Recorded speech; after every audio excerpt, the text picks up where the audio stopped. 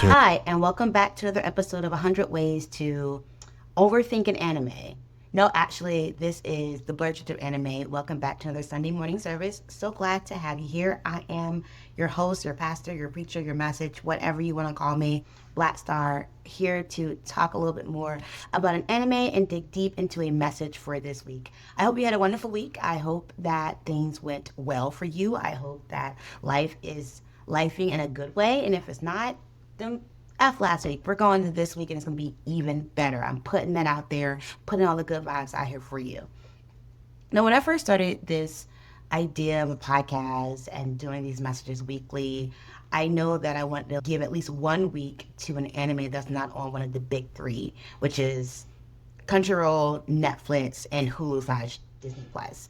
And no, I am not getting a paid sponsorship by this company, but I also want to highlight anime that is currently or has been on a little small platform known as High Dive. Again, they are not sponsoring me, but High Dive, if you would like to, talk to a girl.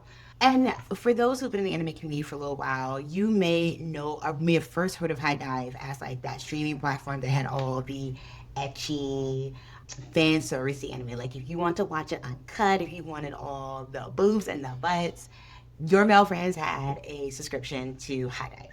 While that is still there, High Dive has definitely put a lot of different animes on there. And me personally, I think in the last year and a half, maybe even close to 2 years of me having a subscription, I started off with, I'm going to do the 7-day free and watch all these really good animes I heard and then, move on. And then I found a couple of animes. I was like, no, I need to rewatch this. And I want to rewatch this a lot. So it got me to actually buy the subscription. And for the past year and a half, I think almost 2 years, every season there's been at least one anime that has blown my mind or had to be part of my top 5, if not top 3 of the season. They have some really, really good animes that I feel like no one gets a chance to really watch because High Dive is such a small app compared to Crunchyroll or Netflix. So I do want to highlight a couple because this is really, really good anime. I will try really hard not to spoil anything and, hope that you'll go out and have a chance to see them or have a friend, do whatever you need to do to watch the things to watch. I will also say one reason people do not have a High Dive subscription is that High Dive app sucks. It's a really bad app. I guess in 2 years it's gotten better. They now have an app for Samsung. So in the Samsung TV or smart TVs, whatever, you can get an app. They have an app that goes directly, and that has been the best I've seen outside just watching anime on their website. But I used to be so frustrated with that app, so I understand why people were not paying that subscription. But there's so many good anime, and I do at least once a month want to highlight something out there that has been rattling in my brain. Because it deserves some love too, and I hope that some of them get additional seasons if they need it. Some animes don't need additional seasons because they said they need to say, and they're 12 to 13 episodes, and we are there for it. If you're like, oh, what anime have High Dive had notes exclusive that you may consider really good? Oshinoko started off on High Dive as an exclusive, and now I know that's on Disney Plus and Hulu. But yeah, I am obsessed with Oshinoko. But there have been other times ones where they go from the really sweet to the really weird to the you are the ecchi. The ecchi streaming service. There's some really great trash anime on High Dive, and I'm not gonna lie, as Mother's Basement would say when they talk about their trash anime season and Shake Garbage, their restaurant, there's some top tier garbage that I like trash anime in general. So there are some that I do, but I'm not gonna talk about that quite yet. We just getting to know each other. We're still new here. Don't need to see all my freak flags flag quite yet. So we're gonna start off with a much cuter, sweeter anime that has been really on my mind a lot. And the anime we're gonna talk about today, where our sacred text is coming from, is called Jellyfish Can't Swim in the Night. That's a very interesting title. It really is. But it makes sense once you kind of watch the show. The main characters are kind of obsessed with jellyfish, and I personally am terrified of them. I grew up near the ocean and was always afraid of stepping on jellyfish when playing on the beach. But love watching them in an aquarium. They're such cool creatures. But yeah, Jellyfish Can't Swim in the Night is a really beautiful story about four teenage girls in Japan, of course, in the Shibuya area mostly, who come together to create this online singing group. And not quite group, like how do I? It's kind of like the VTube where they come together to form like this VTuber band named Jelly, like jellyfish. And the four characters are all women, are girls who are dealing with complicated feelings around their art and themselves. And joining this group as Jelly kind of helps them, find community, which clearly I think in all of my last episodes we talk a lot about community, but also a way to overcome some like criticisms and some of the adolescence worry of being a teenage girl. If you are interested in learning more about like what does it mean to be an adolescent girl in Japan and all the social pressures that come with it, I will also highly recommend Rascal Does Not Dream of Bunny Girl Senpai. It has a little bit more sci-fi like weirdness to it. Really good anime. Recently rewatched it for the second time in anticipation of the new season, the new season that just started. Rascal Does Not Dream of Santa Claus, and rewatching it the second time, I was like, I really love this anime. Like, yes, when these female teenage girls have these issues, they're doing body swaps and time loops and all this kind of stuff. It's really, really weird, but it is really intensive about the pressures of being a teenage girl in the Japanese society. And I think if you get that in Bunny Girl Senpai, but you also get that a little bit in Jellyfish Can't Swim in the Night. I'll also gush just a little bit more on Bunny Girl Senpai. I rewatched the movie too, and I remember going to see it in theaters when it first came out and like openly sobbing. And my partner, he was also sobbing, crying. And I just never rewatched it after that. I just remember being super sad that the movie was so sad. And I rewatched it recently and I was like, I forgot the ending. I just thought we ended on that sad note. I was like, oh my gosh, this is gonna wreck me. And I got wrecked again. And I was like, wait, there's still like 30 minutes left of this movie. Do we have a good resolution? I've forgotten about that. And especially since they're setting it up for the second season. But all in all, I will still shout that out. I'll probably do another message sometime in the future on that. But we're not talking about Bunny Girl Senpai. We're talking about Jellyfish Can't Swim in the Night. So let's talk about the four main characters, the four girls. Roll with me because there's a lot of double names. Okay, so there's like their real name and then like the name they go by, which doesn't make this any less confusing. It is what it is. So the main character that we kind of really follow is Mahiro Kozuki. She also goes by Yumisuki, I think. And she's an illustrator. And when she was in like elementary or middle school, she won this contest for an art piece she did that got turned into a mural. So really like, really good artist. And then she stops doing art. And we'll talk about why when we get to the main crux of today's message and the theme. Then you have Kano. She is former idol. So she's a singer, and her idol name was like Nonoka Tachibana. So again, everyone has these double names. So it's Kano or Nonoka or Tachibana-san. You'll hear them talk about her.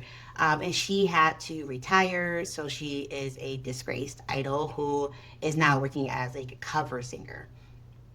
And then you have Kyui Watasi, also known as Knots. I think Knots' last name was like Ryugasaki or something like that. Knots is the easiest way. And I'm going to actually refer to her more so as Knots than Kyui. But Knots is a VTuber and a childhood friend of Mahiru. And she does a lot of editing. She's super cool that way, does a lot of streaming. And then the final person is May Kim Takanashi, who is also called Kamura-chan. Her names are a little confusing, but she is a kind of like piano prodigy or more so like a piano player, musician kind of person. So you got these four girls. Real quick again, Mahiru, Kano, also known as Anoka, Tachibana, Knots, and May Kim are Kimura-chan, actually. I'm going to say with Kimura-chan, that's the one I remember the most. These four girls come together. And what I really like about their story, especially them being teenage girls within the age of like 16 to 17 is they're all dealing with, and sometimes failing to deal with, criticism. So that's the main theme. The main theme is like, how do we deal with criticism, especially as artists, as creative beings? It is super important to know that like all criticism isn't to help you and all criticism isn't to hurt you either. And I kind of think about criticism in three main ways that it kind of really shows up in this show. The first way is going to be subjective criticism around art, and we'll talk a little bit more about that. The second way is moral criticism, and then the third is professional criticism. So let's just go ahead and jump in. Also, I should also mention I'm using a different platform to record this week. So if this video comes out a little bit weirder than the last ones, or I feel like a really drastic shift, that's why I am trying to use all the different tools before I start paying for one to figure out what I like and what works for me as I'm continuing to do some of the editing on this as we grow this podcast. But I just wanted to shout that out first because it's gonna get a little weird. It's gonna get a little weird out here, but it's okay. We are learning and growing as artists.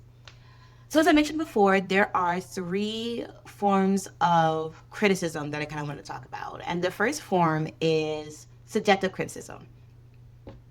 I love art in general. I love visual art, performing art, musical art. There's just so much you can be done with art. And every art is not meant for everybody. I know sometimes artists in the whole want to become big, like they want their art to be appreciated by the general public, by the most people, whether that is because you want to make money off of it or you just, want people to appreciate and understand your art. And there's some art that has just been very much so like on the fringes. They're just for like smaller communities and smaller groups. Sometimes, they get into academia where we look at this 100 years later and like, oh, this is so great, we love it. And then, sometimes it just disappears. I mean, there's a lot of great artists when it comes to painters who were never revered in their actual time. And now if you find a painting on the bottom by this artist on their table somewhere in the middle of Europe, it's like worth millions of dollars, which this person literally died in poverty. I think a lot of modern art is interesting. And I remember going to an art museum in Boston. I think it was the Isabella Art Museum, the one that had the big heist. Isabella Gardner, I think it was. And I'm walking around her house and her collection of art. I'm like, oh, she's a fangirl. Like, she just collected all this. Like, this is fangirl behavior. And because she had money, we can call her an art collector. And now all the art, or some of it that she has, is considered to, like, important. But yeah, there's just so much to be said about art, whether it's visual or performing. There are so many artists out there who make different type of music, genre bending, create new genres, who just never get the accolades while they're living, or even after they're dead. There's tons of artists. I stroll through Bandcamp and just find random people that I'm like vibing to at any given time. But that also means that art is very subjective. You see the people who make it big. You see the Ariana Grandes, the Beyoncés. You see the Rembrandts. You see the just the people who their art has tons of fans and they're constantly booking. Like, I want to do that. I want to be there. I want to be appreciated that way. Where in essence, because art is subjective, it just may not reach everyone. It may reach a large population, but it may not reach everyone. And I like to call this out because I think Mahiro is definitely dealing with the situation. So as I mentioned earlier, she got the opportunity to have her art turned into a mural. And she did this beautiful art piece of jellyfish from the aquarium. And it got turned into a mural outside in Shibuya. And she brings her friend, and this is like very slight spoilers, like all the first episode. She brings her friends over to kind of see the finished piece, and her friends kind of down it. Like, they don't know that she did it. And they're kind of like, I don't get it. And she stops doing art. She stops drawing because of it. She's so afraid of being ridiculed. She even asked them to take her name off the mural, which was wild to me, but makes a lot of sense. Meant a lot of sense when you're like, okay, I put this thing out in the universe, and the people I'm close to, the people I thought like, oh, this is so cool. It's just like, I guess it's straight, or I don't really get it, or oh, this is so funny. And her friends are not being overtly mean about the piece. It's just like not their jam. Subjectively, it is not the kind of art they were expecting to see for whatever reason. And Mahiro really internalizes this and decides that she's just not good at art and she stops drawing. And that's really sad because her artwork did bring joy to a lot of other people. And because she asked them to scratch her name off the mural, a lot of people were like, well, who did this mural? And that really like changes her life when she meets Kano, who loves the mural. Like it's one of her favorite places. She's like recording in front of it when she's doing some cover singing, and that's how they become friends and start working together on JELEE. And I think some of the criticisms that we hold in our hearts are we engage in, especially as creative beings. I am a creative person. I love dance. I do performances. I went to performing arts high school. I'm a content creator, clearly doing this podcast. Is that sometimes we get criticism from people where isn't their jam. And that's okay. I think that's really hard for some people to hear that, like, especially if you're someone who wants to, like, make it big, get the million subscribers, making money, this is all you do. And you're like, well, there's a lot of people who don't like it. Should I change? Well, yeah, if you want to be a populist, if you want your art to speak to a majority of people, yeah, you can take that, like, subjective criticism and figure out how do you make it appeal to more people. Or you can find the audience your art was meant for. And that's okay. It is okay to have very specific audiences of people who are passionate about your work. I am a nerd. I am a fangirl at the heart of all things. I read fan fiction. I listen to random music. Like, if I find something I like, I just like it. And I go hardcore for it. And I think in my life, I want fans of the same nature. Do I think everything I do is going to like appeal to the wide variety of people? No. And I also know that even with this podcast, even with some of the other things I'll be doing, there'll be folks that'll be like, I don't like this, or how, especially in the religious community, like, how dare you try to give Sunday set services that's not based on the Bible or whatever. And like, again, it's not for you. This is not for you. And this is my art. This is what I'm putting out there, my content. And it's okay. I think when you deal with subjective criticism, you have to think about where is it coming from, and if the criticism is from the community that you are actively trying to pursue, or the community that's going to be built who will appreciate it. Because there are some criticisms that come from just like, it wasn't my jam. Like, as I like toy around with these different podcast software, I do stuff, I add videos, or I do other things. People be like, this is too busy, it's doing too much. And I just like listen to this. Fair criticism. Subjective, like, something's too busy, or something is not busy enough, or I'm listening to it this way, or I'm watching it that way. You have to balance it. But to go full sell and be like, just give up, just stop the way that my hero does, is never the right reaction. And I get it. It can be devastating, especially when you put something out in the real world as something you care about. Funny story, like, I've studied music, I used to play drums, I sing, but I don't really have a desire to be the next Beyonce. To be honest, that's a lot of pressure. Like, shout out to the queen all day. Go to concerts. I love the artistry. I don't have it in me. I at best want, if I were to do like actual professional music, like layout tracks, pop music, whatever, rap, I want to be a one-hit wonder. I want one song to go freaking viral, for me to cash it in, sell it to all the commercials, and 40 years later, still doing this song at like county fairs. I would be happy for that to be my anonymity. That would be like my claim to fame.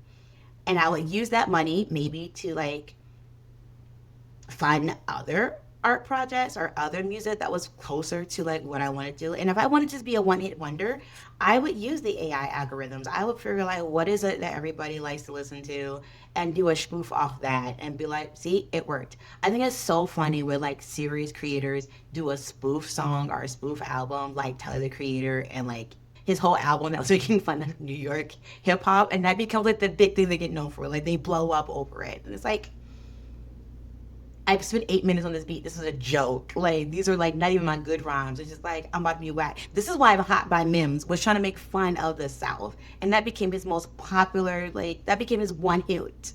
And I know they're both like pulling their hair out for being like serious artists who like want to make it off what is true to them for the thing that they're making fun of to be the hit. And me, wouldn't care.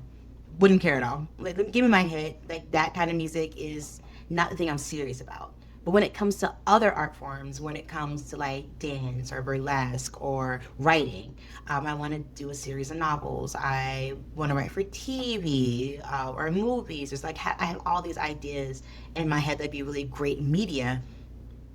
I think I would be very hurt. Like if something I put out there was just like universally panned, and but then I think knowing myself, because I'm an optimist but also realist, I would love it if it became like an undercover hit. Like it becomes one of those cult classics. I didn't think I want to make a cult classic when it comes to the art that I generally like doing and like care and put my time, my effort, my whole being into. So I mean, I completely get why my hero is like, oh, my friends don't even like my artwork. I must suck. Stop doing art. I'm a teenage girl. I don't be made fun of. We're over it. But I think she also cuts off the people that the art was for. And then because it's out there, because that mirror is out there, she gets a chance to meet the rest of the group of JELEE. She gets the chance to meet Kano, who was like, no, your art inspires me, and that's why I keep singing, and gets to meet that group that really inspires her to do more things. So I think again, art is very subjective. It's super hard to, take every criticism, but you got to be discerning. You do. You got to realize that the person giving me this feedback, they just don't like it. Is it because it's just not their jam, which is okay? Or are they somebody who is part of the community I'm trying to build? And are there some tweaks I should make to make this a little bit better for the audience, or, where I can get stronger? That goes into my next thing about moral criticisms. And this gets even shakier. So, moral criticisms, I like to think, is when people look at you, your art, your actions, your behaviors, and they assign a moral value to it and say, what you did was against my morals. I no longer support you. That can be very, very hard. This comes up for two of the characters. It definitely comes up for Kano, as or when she's Nanoka as the idol, because like she has retired after a scandal, and for Knox, where some of their behaviors, some of who they are by the other wider community is frowned upon or is criticized, and it knocks them out of their space. I'll start with Knox because I think Knox is a more extreme example where Knox is this character who is like, as elementary school, middle school, so fundamentally who she is. She wants to be a hero. She is that tomboyish girl who's going to do all these things. And moving into high school didn't put her by the wayside. And so now she's weird for high school. Now she's being criticized for the things that are important to her and for the path that she wants to go into life. And she doesn't know how to handle that. Like people are putting a lot of like moral obligations on her, what it means to be a teen girl and this exclusive school, and she doesn't do well with it at all. She shuts down, and she uses VTubing. She uses her alternate streaming identity as Knox as like the perfect way to beat that character, to like engage the outside world on her terms, and it works really well. Like who she is expressed outwardly with some lies that get talked about later on in the series by her audiences, but it makes where she can't make real connections in person because of the fear of rejection, because people have already rejected what she found to be important. And I found that very critical in thinking about who you are and some of the people who try to like keep you in a box. I found Knox always to be a very cool character. I get why her classmates thought that she was childish and that like she was weird, but that wasn't a bad thing. And of course, it's very different in different societies. I watch a lot of anime and Japanese popular culture stuff to understand that there's a lot to be said in the social culture about being the same. And this actually is taught ad nauseum in Bunny Girl Senpai about the atmosphere, reading the atmosphere, and people going along to get along. There's a lot of conversation about not wanting to be different, especially as a teenager. And it's not too different from any other society, especially here in America. There's tons of people who just want to get through school and be liked enough and have their group of friends and not rock the boat and do what it means to do to be in social situations, especially girls. And then there's people who are kind of weird and they're ostracized, and it's really, really hard. There's people who, just like Knox, turn to the internet to be validated in their weirdness. And sometimes they build a really good following of people who support them, and then sometimes they fall into these really bad holes of people who say they support them, but really want to get them into these extremist ideas and groups. So I'm always a fan of like just not, it sounds a little weird. If someone's into something I'm not into, like, okay, fine, like do you, as long as you're not hurting anybody. Like moral critique when you're dealing with this, especially on the same size of what Knox was talking about, what Knox was dealing with, I think you have to think about like, do I just want to go along to get along, which sometimes is a valid answer. I personally do not do that. I don't encourage other people to do it, but I understand why it is a tactic to use. Or are there other avenues where I can be myself and also gain friends who will support me in that? Like one of the key quotes I live by, even got it tattooed on my arm, is like when you let your light shine, you unconsciously give others permission to do the same, which means like you have to be you at all times. And then you build that space for other people to come to you. And I felt like Knox could have been that for her school, but really just cave to the pressure, which I get. I get that some of those judgments that are happening, those criticisms, are really hard for a teenage girl to deal with. And she made the decision she made. I think some of you will make decisions you make, even as a grown adult. Me as a grown adult, I know sometimes it's really hard to know that you are the weird one in a group of people, and you're trying to figure out what's the best way to navigate it. But I also think that moral criticisms, you have to decide if the people who are giving you those moral criticisms are worth it to you, because we do not all have the same morals. Even people within the same religious group, Christians across the board do not have the same morals. We can watch, get whatchamacallit, the people that always do those incendiary, like little, like 20 conservatives against one liberal type of videos.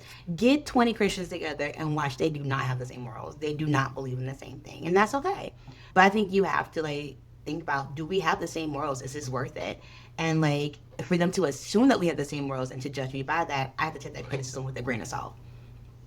Do I care about the same things you're caring about? Do I care about fitting in? Do I care about being grown up? Do I care about X, Y, and Z? And if it comes down to you that like you're happier being you than caring about this person who has these morals that are different from yours, then that's not criticism you need to like actively change for it. It's just not. But on the flip side, we have not YouTube, our idol star, our Nanoka, who's an underground idol, after her scandal, dealing with a lot of moral criticisms about what the scandal was. And I'm not going to tell you what it was. That is a spoiler that I will leave to people who want to watch it. And one other thing I do like about Nanoka, or I hate using her, Kano, I'm going to use her real name. Kano, is that she takes responsibility for what happens. She takes responsibility for the scandal. She retires, and she knows she's disappointed fans. The scandal that happened, I'm like, she was right. But like in the moment when people see it and they're like, and especially for idols, like if you know anything about the Japanese idol scene, like they have such high standards for idols, about who you should and can be in your persona and all these things. If you do anything that steps out of bounds, you can alienate your fans, you can alienate the group. It's a whole thing. And I think she got into it understanding that, and she takes those moral criticisms and it's like, yeah, I can't continue after this. Like, this is unfair to the group. This is unfair to what they're building. And I understand, like, it is not just like the fans at large, because like, she cared more that she had like disappointed the fans, especially her fans, but also, she's getting a lot of internet hate. She's getting tons of people who weren't even fans of the group, talking about the incident, and it's just bringing a lot of negative attention to the group and the people who are still trying to work through that. And I think this is really complicated because there are some moral judgments where, like, okay, why are people who are not even fans of you and you don't know the whole instance of the incident and why she did what she did? Yeah, go suck rocks. Like, you don't know. But there are a lot of times where we have certain morals, and when we see artists, we see people who we like to support doing things that are against that, we make that judgment, be like, we give the criticism, like, I don't like that you supported this artist that's into this bad thing. I don't like that you did this violent thing. I don't like that you said this thing. I think we talk about a lot of streamers who have like very racist or sexist fan bases, that when you get on streams and lives, they're using these types of like horrible slurs, and we criticize the influencer, like, this is your base, like, stop it. And they're like, that's not me. I'm not saying it. Like, my base don't stop it. And then we put moral judgments on them. And they have every right to say, okay, I reject your moral judgment because I don't care about that. That's not who I am or what I care about. Or they can look at those moral judgments and say, like, I do need to make a change if I want to appeal to people who are not like this. I think when you are an influencer, someone who's making money off your art, your content, whatever, it comes down to the bottom line. There's some people who are hitting for money, kind of like me when trying to be a one-hit wonder. They'll do whatever they need to do to keep the people happy and keep the fan base that they have, even if they are terrible groups and they harm other folk. And I think it's up to us if we make these moral criticism of them to understand they don't have to back down. They don't. And the best way for you to really put your money where your mouth is when it comes to these moral critiques is to stop engaging. I mean, it sucks to not watch a YouTuber who you really like to make good content because like they have a horrible fan base or they won't condemn something that was a really terribly racist, sexist, homophobic, Islamophobic, all that kind of stuff. But again, they don't have the same. They don't always have the same morals of the people that they're giving their art to. And like, there's tons of artists I no longer listen to. There's tons of artists who I have a lot of like moral baggage around, and I can say it to my friends, like, oh, yeah, I don't listen to so and so, or I stay away from this because of XYZ, it's against my morals, blah, blah, blah. And I make those moral judgments on them. But I never go to the artist and be like, hey, I'm not going to listen to you because you're racist. Like, do they care? I think they care when their money starts falling apart. That's about it. So I think sometimes when and you're a person getting moral feedback, I think you have to think about like who's getting you the feedback one, and again, does your morals align? I think Kana does a really good job of like listening to her fans and realizing like, yeah, this doesn't align with who I thought I was and what I want to do, and I have to like do something professionally to like kind of show that like they're not wrong in holding these standards on me. And that leads into the third thing, professional criticism. Professional criticism, I think, is super important, either in your artwork, in your everyday, your day-to-day life, because there are people who know more than you about whatever art you're going to put out there. That's not just the fan base, it's not just people in the industry. But they give you the feedback, they give you the criticism because they want you to do better. They want you to be better. There is a lot of criticism in a professional sense that can be soul shattering when you think that you're good, but then you're just not good enough for this part. When you think that you're doing great on the rise and your fans love you, but someone's like, but I see all these like little things that could be better. And you know, depending on how big you are, you give the big hand, like, you know what, they don't know what they're talking about. I can do whatever. Or, you know, you start getting in your head and being like, all my stuff sucks. I need to redo everything. There's a healthy in between from all of that. I think Kano gets a lot of professional feedback as she moves along from being an idol to being a cover singer and trying to reestablish herself as a singer. I think Mahiru gets some really good physical feedback after she's been working with JELEE for a while, and now she's hearing from other artists and people who might want to buy her artwork or buy her services to be like, I noticed this, and like it's now she's taking that criticism a lot easier than when she took the subjective criticism from her friends when she just stopped doing art altogether. So it really shows some type of growth. I also think about our final girl here, Kamura Chan, who is in a piano. I feel like she went to performing art school, but maybe it's just like a piano class or something where, you know, she has to do these recitals and she gets ranked and she gets this feedback and she gets this criticism, and she's not sure she even wants to play the piano anymore. She was such an awkward kid in middle school. She didn't have any friends. She was very like shy, and she is a fangirl of Kano's Nanoka personality as an idol group. And you know, it helped her change her name and like trying to be a more outgoing part of herself. But there's parts of playing the piano she doesn't like, and she gets this professional criticism all the time. And she does something that I think is slightly healthy, where she like just does something else.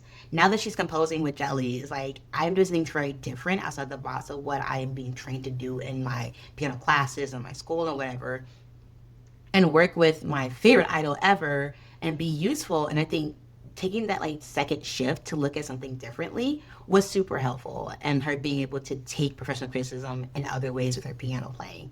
And I think there's a lot of times where like when you get professional feedback, it feels sometimes like an attack. Oh my gosh, it really does. I went to performing arts school, and let me tell you, let me start over. So I went to regular elementary middle school, not performing arts. I went and I was in like the smart class, the advanced classes, the magnet schools, whatever you want to call them. And I had parents that were really big about getting A's, get all A's. That's how you get to college. That's how you get a scholarship. I got to get all A's. And let me tell you, I was an A machine. I knew how to go to class. I know how to do my reading, my writing, my math, my social studies, sometimes science, and like get the scores, get the grades I needed. I was a grade machine. I will get my A. I will do whatever is necessary. Then going to performing arts where you're getting professional and subjective feedback and criticism, and that can change your grade. Like, yes, I can go to my APU's history class. I could go to my algebra 2 class. I could go to my biology class and know what to do to get that A. But I go to my dance class, and there's only a limit to the talent that I can show or like appeal to my dance teachers for the choreography that I'm doing, that I'm creating, the choreography that I'm doing that they created, the performances that I'm doing in class. That would give me, and I know there's so many other better dancers in that class. Same thing with chorus, and I was singing, like I did musical theater. This is so much where you're like, well, I didn't get the role, or I didn't get the role that I wanted, that I thought I was better suited for, and that like played into my grade. So I had moments where I was just like, this feedback, this criticism, and it affects my grade. Like I need this GPA for me to go to college, for me to get this scholarship, and these art forms that I genuinely love and really wanted to do are the things that are gonna like drop me down. And that was scary to me because I knew when it came to academics how to get that A, but when it came to art, it was super hard. And that's one of the main reasons why I did not pursue art in college, not even for like a side class. Like I was there on scholarship. How dare this C in modern dance make it where I may not be able to pay for my next semester? Nah, we're not playing those games. I'm a very big realist, and when it comes to it, my parents think I'm very fighty, but trust and believe I've thought through a lot of the ramifications of any actions I've done. And so like I say that to say like it's really, really scary when like a lot of your professional being is to get that feedback professionally. I don't think it's worth ignoring, and I do think it's worth having a healthy distance sometimes to like know that people are not saying you totally suck, you'll never be good at anything, but to take some of that criticism and to be able to rework it and then figure out how much of it is like this helps you move forward in the industry that you want to be in versus this is subjective and it's just things I just really don't like and I want you to fit another box a little bit better. Because those things are a little bit tied together and also can be mutually exclusive depending on the person giving you the criticism.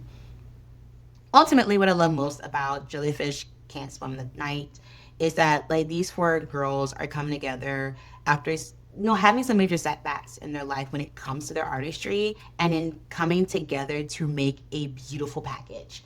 And as someone who is like, I want to do a lot of art, someone who knows that maybe my art, whatever the art may be, may not, reach everybody, you have to be okay with it. Ultimately, I am an Etsy girl. I will find you on Redbubble, wherever, where your weird art. I am a fanfic girl.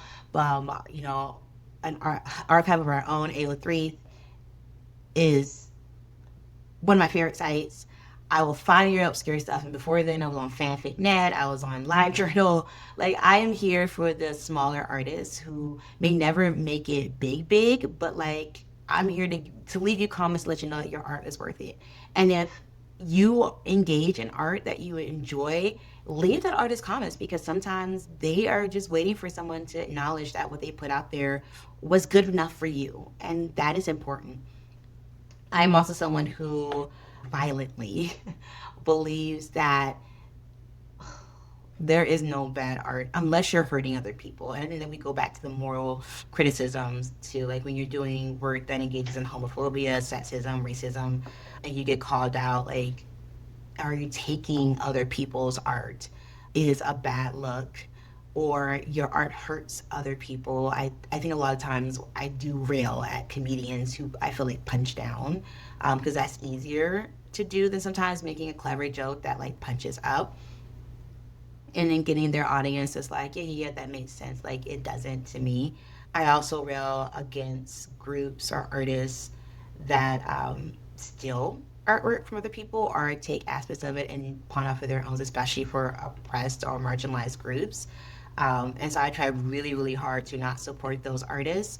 And I think as a moral group, as we learn more, when even our favorite artists do those type of things, to reach out and find the people that they stolen from and support their work and support what they're doing, to let them know that they are valid, even if they don't have the bigger headlines, even if they don't have the bigger content or subscriber base. I know it was a big thing on TikTok for a while with especially dances, where certain creators are taking dances from other marginalized groups and then making them popular and being told that, oh, they're the founder of this dance, and it wasn't true. And I think we just keep our head on the swivel for those type of things. Not saying you shouldn't like those people, you shouldn't like that art or that content being created, but when necessary, when you can, seek out the originators of it. Seek out the people who, you know, may not always be the first in the limelight because they're not the biggest. Because we know groups that become the biggest oftentimes have a little bit more privilege or access to things that other groups don't. It just is what it is. But I say all that to say is, if you're a creator, artistic or otherwise, a writer, whatever, put your art out there. Someone's going to like it. Listen, I think all the time when I want to do my novels that I think, oh, no one's going to care. And then I think there's a Quan Mills out there, and Quan Mills literally does, I don't know, like, he puts together these, no hate to Quan Mills. There is no hate there. The man made smut books that curl the hairs on my chest, I just gotta say. But if there's a Quan Mills out there, there's someone's gonna buy your art. There's gonna be someone out there that cares about your art and wants to see it. And if you are someone who engages in art, whether you create it or you engage in other people's, like, send a love note, send a comment that is positive to the people who are doing things that you love. Let them know that there's not just all criticism out here in the universe and the internet.